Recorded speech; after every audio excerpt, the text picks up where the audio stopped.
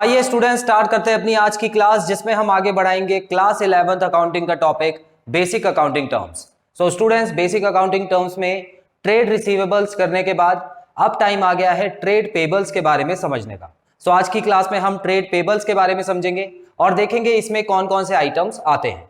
So students, शुरू करते हैं आज की क्लास। तो आप देख सकते हैं ट्रेड पेबल्स, और मैं आपको यह कहना चाहता हूं कि आप इससे पहले ट्रेड रिसीवेबल्स की वीडियो जरूर देख लें, क्योंकि आधी से ज्यादा चीजें आपको उसी में समझ आ जाएंगी। सो ट्रेड रिसीवेबल्स जो कि एक एसेट थी और जिसमें दो चीजें आती थी। डेटर, वो लोग जिन्होंने हमसे पैसा उधार लिया हुआ है और फ्यूचर में हमको पैसा लौटाएंगे, और दूसरा था बिल्स रिसीवेबल। और बिल्स रिसीवेबल एक चेक की तरह होता है स्टूडेंट्स, और वो भी हमारी एसेट होती है, क्योंकि उसमें भी किसी ने हमसे उधार लिया हुआ है और वो पैसा हमको लौटाएगा फ्यूचर में। अब इसका उल्टा कर दीजिए बिल्कुल। अब आ जाइए ट्रेड पेबल्स पे, और जो कि है एक लायबिलिटी। और लायबिलिटी क्या होता है स्टूडेंट्स? अगर लायबिलिटी को शॉर्ट में समझे तो फ्यूचर में अगर आपके पास से कुछ जाना है, या तो पैसे के रूप में या गुड्स और सर्विसेज के रूप में, तो आप समझ जाइए कि वो लायबिलिटी है आपके ऊपर। अगर आपको कोई काम करना है और पेमेंट आ गई है तो वो भी लायबिलिटी है, और अगर आपने सामान खरीद लिया है और आपको पेमेंट करनी है फ्यूचर में, तो वो भी एक लायबिलिटी है। सो ट्रेड पेबल्स के बारे में डेफिनेशन पढ़ते हैं स्टूडेंट्स। तो आप देख सकते हैं यहां, amount payable for purchase of goods and services taken in ordinary course of business. So ये एक तरह का अमाउंट होता है जो कि पेबल है, और मैंने आपको बताया था अगर रिसीव या पे के पीछे एबल लग जाए तो समझ जाना कि फ्यूचर के हिसाब से बात हो रही है। तो पे करना है फ्यूचर में, तो इसका मतलब लायबिलिटी है। और किस लिए? क्योंकि हमने परचेज किया है गुड्स एंड सर्विसेज, और वो भी ऑर्डिनरी कोर्स ऑफ बिजनेस, मतलब एक अकाउंटिंग ईयर में। तो बेसिकली स्टूडेंट्स, ये एक करंट लायबिलिटी होती है, और ये एक साल के अंदर अंदर चेंज हो जाती है। मतलब अगर हमने किसी से उधार लिया भी है तो हमको एक साल के अंदर अंदर मोस्टली उस उधार को चुका देना है, एक साल से ज्यादा इसको नहीं बढ़ाना है। क्लियर? आगे बढ़ते हैं students. It is the sum total of creditors and bills payable. तो इसमें भी दो चीजें आती हैं students, creditors and bills payable. अब क्रेडिटर्स हो गया डेटर्स का उल्टा। क्रेडिटर्स मतलब ऐसे लोग जिनसे कंपनी ने उधार लिया हुआ है, उनको बोलते हैं क्रेडिटर्स। नाम याद करना बहुत आसान है, बताता हूं। देखो, आपने डेबिट कार्ड और क्रेडिट कार्ड के बारे में तो सुना ही होगा, है ना? देखिए, कई बच्चों ने सुना होगा, कुछ ने नहीं भी सुना होगा, लेकिन आपको मैं बता दूं, जो क्रेडिट कार्ड होता है वो ज्यादातर बोलते हैं कि क्रेडिट कार्ड है इसके पास तो ये तो बहुत अमीर है, या ये पैसे वाला आदमी। डेबिट कार्ड तो सबके पास ही होता है। डेबिट कार्ड मतलब एटीएम कार्ड। सो क्रेडिट कार्ड को इतनी इंपॉर्टेंस क्यों मिलती है? क्योंकि क्रेडिट का मतलब होता है उधार। अब स्टूडेंट्स, जो क्रेडिट कार्ड जिसके पास होगा, उसका मतलब है कि बैंक उसको उधार दे रही है, या वो उधार ले सकता है बैंक से कभी भी। और बैंक ऐसी किसी को उधार नहीं देती, बैंक पूरा कैरेक्टर देखती है पहले, और उसका जो भी क्रेडिट स्कोर होता है या जो क्रेडिट वर्दीनेस होती है, जो उसका नाम होता है बैंक में, अगर वो अच्छा है तो उसी को वो उधार मिलता है, उसी को वो क्रेडिट कार्ड मिलता है। वरना बैंक मना भी कर देती है क्रेडिट कार्ड के लिए। इसीलिए बोला जाता है स्टूडेंट्स, और यहां तक कि बैंक ज्यादातर उन्हीं को क्रेडिट कार्ड इशू करती है जो कि अच्छी सैलरी में कहीं काम कर रहे हैं, जो कि रेगुलर सैलरी है, रेगुलर वेजेस है, और या तो उनके पास बैंक में काफी पैसा पड़ा है, तो उसके हिसाब से भी क्रेडिट कार्ड मिलता है। तो बेसिकली क्रेडिट वर्ड जो है वो उधार से संबंधित है। अब वो क्या कर सकता है स्टूडेंट्स उस कार्ड से? उसके बैंक अकाउंट में मान लीजिए 1 लाख रुपए पहले से ही है, जो कि उसने खुद बचा रखा है, और उसके पास एक क्रेडिट कार्ड है 50,000 रुपए का। अब ये 50,000 रुपए वो कहीं भी यूज कर सकता है, मतलब बैंक से कभी भी उधार ले सकता है 50,000 रुपए तक की लिमिट का, और उस उधार को वो चुका सकता है, कुछ टाइम मिलता है उसको। तो इसका मतलब क्या है कि उसको एक एक्स्ट्रा सर्विस मिल गई ना क्रेडिट कार्ड के रूप में। सो स्टूडेंट्स, यहां पर क्रेडिट का मतलब भी वही है। अब यहां पर अगर कोई क्रेडिटर होता है, तो क्रेडिटर मतलब कोई ऐसा आदमी जिससे हमने उधार ले रखा है, मतलब कंपनी ने उधार ले रखा है। हम कौन है? हम तो अकाउंटेंट है, मैंने हमेशा बताया आपको। और अकाउंटेंट जो होता है वो कहां बैठता है? कंपनी में बैठता है। तो स्टूडेंट्स, जो कंपनी इसको रिकॉर्ड करेगी, मतलब जो अकाउंटेंट बुक में उसका नाम लिखेगा जिससे उधार लिया हुआ है, उसको क्रेडिटर के नाम से लिखेगा। आई होप ये चीज क्लियर है आपको। तो क्रेडिटर और बिल्स पेबल। अब स्टूडेंट्स, बिल्स पेबल क्या होता है? जैसे डेटर और बिल्स रिसीवेबल था, उसी तरह क्रेडिटर्स और बिल्स पेबल है। अब देखिए, कुछ ऐसे लोग होंगे जिनको मैं बोलूंगा सर आप मुझसे बिल साइन करा लीजिए, ठीक है। अब देखो मैं बोल रहा हूं, मेरी कंपनी बोल रही है, अभी हम पैसे नहीं दे सकते उसको, तो मैं उनसे बोल रहा हूं कि आप बिल बनाइए और मुझसे साइन करा लीजिए, और 3 महीने बाद या जो भी समय उसके ऊपर लिखा है उस समय के बाद आप पैसे ले जाइएगा।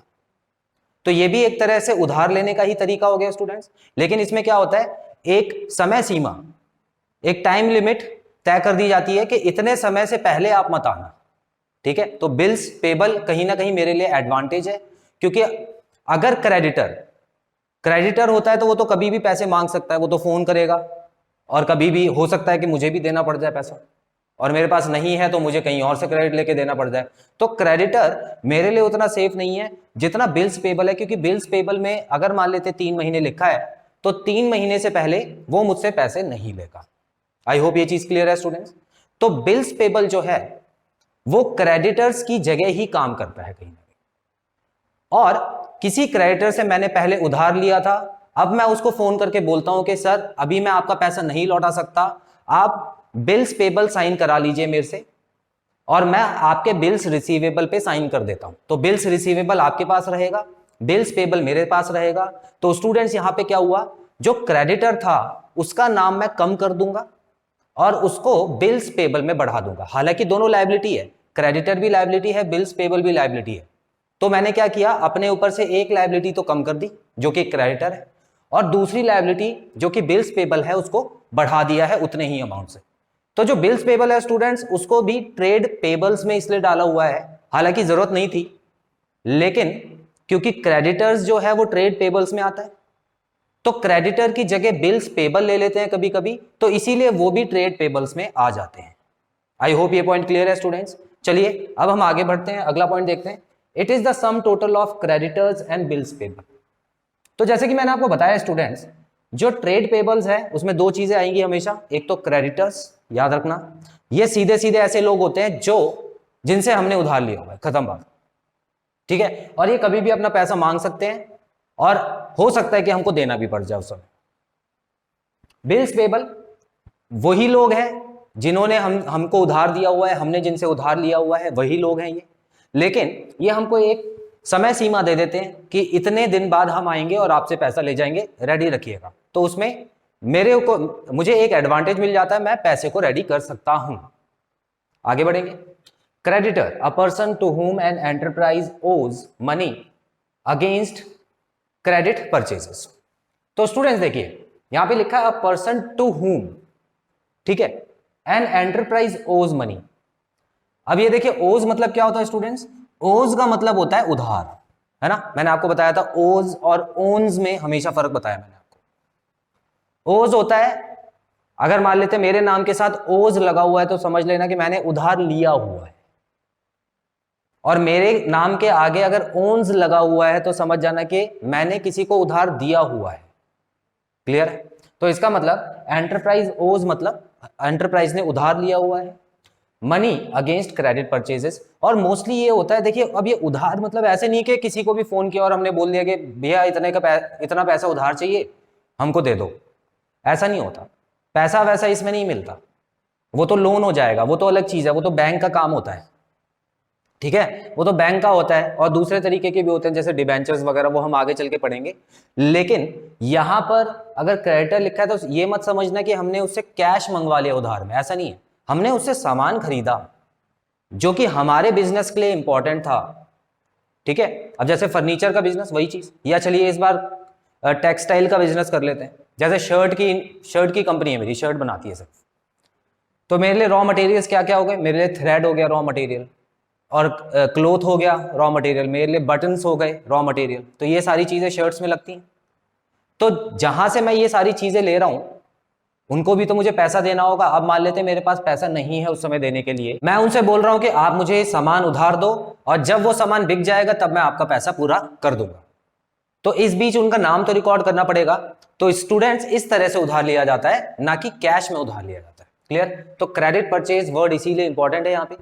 Example, Mohan is a creditor and the firm has made a credit purchase from him. So students clear है चीजें कि मोहन एक क्रेडिटर होगा और तब होगा जब कोई कंपनी उससे सामान खरीदे, वो भी क्रेडिट में।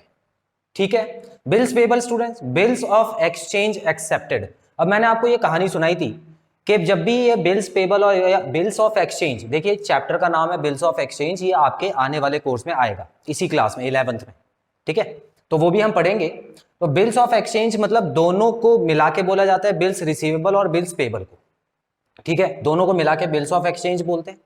बिल्स रिसीवेबल हमने पिछली वीडियो में कर लिया है, बिल्स पेबल इसमें कर लेते हैं।